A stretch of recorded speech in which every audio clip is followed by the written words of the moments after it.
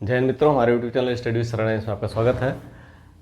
स्वतंत्रता संग्राम का संक्षिप्त इतिहास का पार्ट 1 हमने अभी अपलोड किया था उसको। उसके बाद एक पार्ट 2 और अंतिम पार्ट है। इसमें दोनों पार्ट आप देख लेंगे तो बहुत सारे क्वेश्चन जो मिलाने वाले होते हैं वो बड़े आसानी से हो जाएंगे। इसमें बहुत सारी तिथियाँ जो कन्फ्यूजिंग वाली होती हैं वो हमने डाल दी हैं, तो इससे आपको बहुत आसानी होगी और बार बार ऐसे क्वेश्चन बार बार पूछे भी जाते हैं। इसमें अगला है 1913, मार्च 1913 में गांधी जी ने दक्षिण अफ्रीका में पहला सत्याग्रह किया था, मार्च 1913 में। और नवंबर 1913 में अमेरिका में गदर दल बना था। गदर पार्टी, गदर दल की स्थापना कहाँ हुई थी? अमेरिका, सैन फ्रांसिस्को में 13 नवंबर 1913 में, नवंबर में। 4 अगस्त 1914 को प्रथम विश्व युद्ध आरंभ हुआ था, 4 अगस्त 1914, याद रखिएगा। और उसके बाद जो है कामागाटो मारू प्रकरण जो है 29 सितंबर 1914 को। अब देखिए 4 अगस्त 29 सितंबर दोनों 1914 की घटनाएं हैं। तो कामागाटा मारू प्रकरण, इसमें हरदीप सिंह पुरी थे, वो यहाँ के मजदूरों को लेकर के कनाडा ले गए थे, वैंकूवर में, लेकिन वहाँ पर इनको उतरने नहीं दिया, वापस लाया गया। वापस लाने में यहाँ भी कलकत्ता में भी बहुत बवाल हुआ था, काफ़ी लोग उसमें मर भी गए थे। तो ये प्रकरण जो है काफ़ी फेमस हुआ और इसका भारतीय स्वतंत्रता संग्राम सेनानियों ने भरपूर यूज किया था। इसके बाद गांधी जी जनवरी 1915 में भारत वापस आए। कब आए भारत? जनवरी 1915 में। 9 जनवरी को प्रवासी दिवस के रूप में उसी उपलक्ष्य में मनाया जाता है। अगला है गोखले की मृत्यु फरवरी में हो गई। गांधी जनवरी में, फरवरी 1915 में गोखले जी की मृत्यु हो गई। एक तरह से जो राजनीतिक रिक्ति हुई उसके पहले ही प्रकृति ने स्वतः ही इसको पूरा कर दिया था। फिरोज शाह मेहता की मृत्यु भी नवंबर 15 में हो गई। इसके बाद होम रूल लीग की स्थापना हुई 1916 में। 1916 में होम रूल लीग, इसमें एक तिलक का होम रूल लीग था और एक एनी बेसेंट का था, 2 होम रूल लीग थे। दिसंबर 1916 में कांग्रेस लीग समझौता हुआ था। लखनऊ पैक्ट जिसे कहते हैं, कांग्रेस लीग समझौता मतलब लखनऊ पैक्ट के नाम से फेमस है, यहाँ पर हुआ था लखनऊ में। और इसमें एनी बेसेंट और तिलक की महत्वपूर्ण भूमिका थी इस पैक्ट को करवाने में, क्योंकि गोखले और फिरोज शाह मेहता जो उदारवादी थे वो एक्सपायर हो चुके थे, मर चुके थे। ऐसे में धीरे धीरे उन अब सारे नेताओं को, उग्रवादी और नरम दल दोनों को समझ में आ गया था कि हमें अलग रहने में हमारे मंसूबे कभी पूरे नहीं होंगे, हम हमेशा असफल ही रहेंगे, अंग्रेज़ों के विरुद्ध नहीं लड़ पाएंगे, हमें एक होना ही होगा। तो वो ये जो है उसी का असर था ये। इसके बाद 18 अप्रैल 1917 को चंपारण सत्याग्रह गांधी जी ने शुरू किया और अंततः नील किसानों को उनका हक दिलाने में कामयाब रहे। इसके बाद रौलट एक्ट विधेयक पारित हुआ फरवरी 1919 में। कब पारित हुआ? फरवरी 1919 में। और 13 अप्रैल को बैसाखी के दिन जलियांवाला बाग, 13 अप्रैल 1919 को जलियांवाला बाग की घटना हो गई।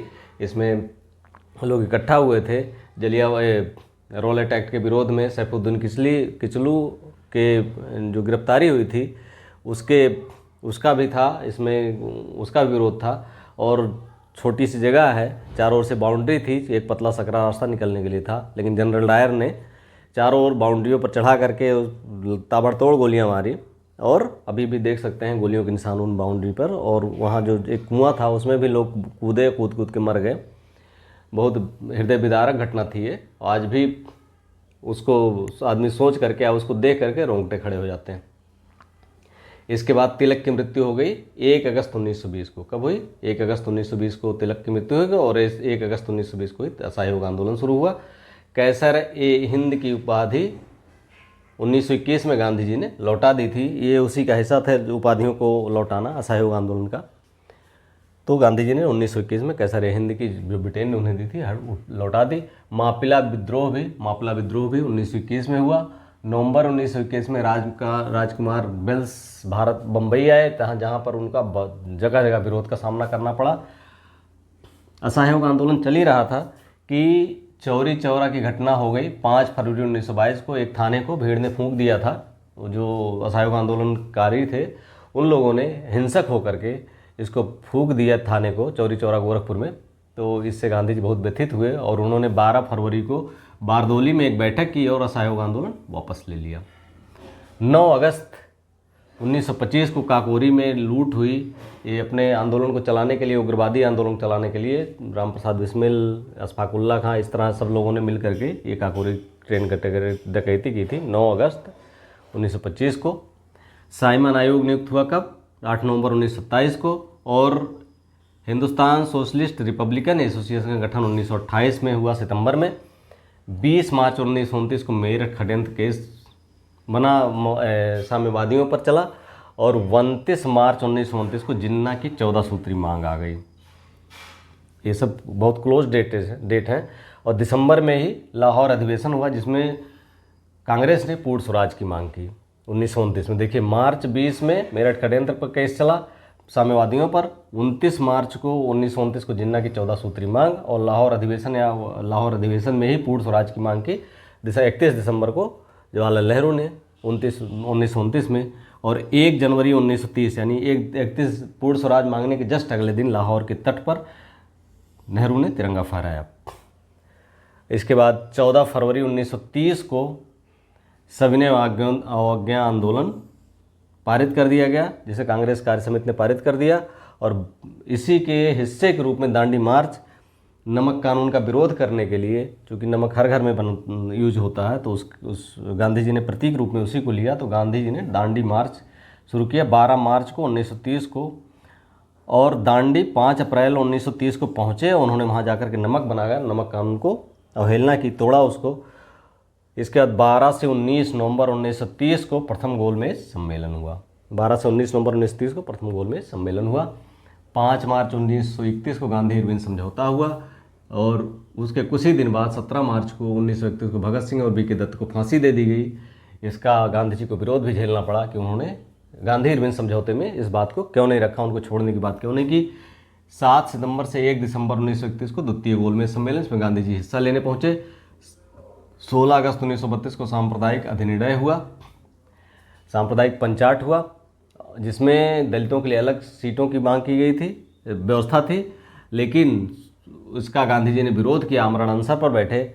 और सांप्रदायिक अधिनिर्णय के विरोध में पूना पैक्ट हुआ गांधी जी और अम्बेडकर में 24 सितंबर 1932 को। और वहाँ पर उन्होंने हिंदू धर्म में ही सम्मिलित करते हुए जनरल सीटों में ही उनको आरक्षण देने की बात की गई दलितों को। जुलाई 1935 में रहमत अली का पाक का प्रस्ताव पारित किया। वो जो कैम्ब्रिज के विद्यार्थी थे, रहमत अली, उन्होंने पाक प्रस्ताव पारित किया। पाकिस्तान का नाम लेकर के एक सिस्टम बनाया, मतलब पा से क्या है का, उसको आप अगले विस्तृत वीडियो में देखेंगे। 4 अगस्त 1935 को भारत सरकार अधिनियम 1935 पर हस्ताक्षर हुए, 4 अगस्त 1935 को। और सुभाष चंद्र बोस 1938 में अध्यक्ष बने। और गांधी जी के विरोध के बावजूद 1939 जनवरी में पुनः अध्यक्ष बने, लेकिन अप्रैल में इनको त्यागपत्र देना पड़ा। उन्होंने त्यागपत्र दिया क्योंकि गांधी जी के विरोध के बाद एक कांग्रेस में बने रहना मुश्किल हो रहा था। द्वितीय विश्व युद्ध का प्रारंभ हुआ 1 सितंबर 1939 को, ध्यान दीजिएगा। युद्ध के प्रश्न पर कांग्रेसी मंत्रिमंडलों ने त्यागपत्र दे दिया अपने अपने राज्यों में, तो 15 नवंबर 1939 को। और त्यागपत्र देने की खुशी में 22 दिसंबर 1939 को मुस्लिम लीग ने मुक्ति दिवस मनाया, कांग्रेसी मंत्रिमंडलों के जो त्यागपत्र दिया था। मुस्लिम लीग का लाहौर अधिवेशन 1940 में हुआ और यहीं पर उन्होंने पाक प्रस्ताव पारित किया। 10 मई 1940 को चर्चिल प्रधानमंत्री बने। यह भी महत्वपूर्ण घटना थी, भारतीय स्वतंत्रता इतिहास के लिए बहुत महत्वपूर्ण घटना थी। 10 मई 1940 को चर्चिल प्रधानमंत्री बने। 2 जुलाई 1940 को सुरक्षा कारणों से अंग्रेजों ने सुभाष चंद्र बोस को नज़रबंद कर लिया। इसके बाद 28 मार्च 1941 को नज़रबंदी के दौरान ही बोस भाग करके बर्लिन पहुँचे। वो इधर से गए थे अफगानिस्तान होते हुए। इसके बाद 23 मार्च 1942 को क्रिप्स प्रस्ताव पारित हुआ, 23 मार्च है, ध्यान रखिएगा। और फिर 14 जुलाई 1942 को भारत छोड़ो प्रस्ताव पारित हो गया। 1 सितंबर 1942 को भारतीय राष्ट्रीय सेना का गठन हुआ। ये जो सुभाष चंद्र बोस गए थे, तो इसके संदर्भ में 1 सितंबर 1942 को। और 2 जुलाई 1943 को बोस भागकर सिंगापुर आए लौट करके। और 21 अक्टूबर 1943 को बोस ने सिंगापुर में ही अस्थायी सरकार की घोषणा कर दी। बहुत महत्वपूर्ण डेट है सारे। इसके बाद 19 मार्च 1944 को भारतीय राष्ट्रीय सेना ने असम में तिरंगा फहरा दिया। जो सुभाष चंद्र बोस की सेना थी उसने असम में तिरंगा फहराया कब, 19 मार्च को।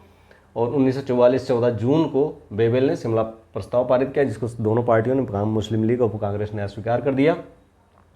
हिरोशिमा एवं नागासाकी पर बम अगस्त 1945 में गिराया गया। इसके अगले दिन जापान ने आत्मसमर्पण कर दिया। इससे सुभाष चंद्र बोस की यात्रा भी, चूँकि जापान के सहयोग से चल रहे थे वो भी अधूरी हुई। अंतरिम सरकार का गठन हुआ और जवाहरलाल नेहरू उसके अध्यक्ष बनाए गए 6 जुलाई 1946 को। और 16 अगस्त 1946 को मुस्लिम लीग ने सीधी कार्रवाई दिवस मनाया, शुरू कर दिया। मारकाट शुरू हो गई इधर उधर। 13 अक्टूबर 1946 को मुस्लिम लीग ने अंतरिम सरकार में शामिल हो गई 13 अक्टूबर 1946 को। और 9 दिसंबर 1946 को कांग्रेस का पहला अधिवेशन, संविधान का पहला अधिवेशन स्वदेश प्रस्ताव पारित किया गया। कब, 9 दिसंबर 1946 को। 20 फरवरी 1947 को इटली की 1948 तक भारत छोड़ने का प्रस्ताव पारित किया गया। मतलब उन्होंने प्रस्ताव पारित किया कि हम 1948 तक भारत छोड़ देंगे।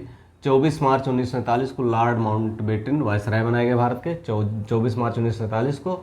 और 3 जून 1947 को माउंटबेटन ने भारत के बंटवारे की घोषणा की। और 18 जुलाई 1947 को भारतीय स्वतंत्रता अधिनियम को ब्रिटेन की शाही स्वीकृति मिल गई। और 14 अगस्त को पाकिस्तान बना और 15 अगस्त 1947 को भारत स्वतंत्र हुआ। वीडियो अच्छा लगा तो like, subscribe and share. Thank you for watching.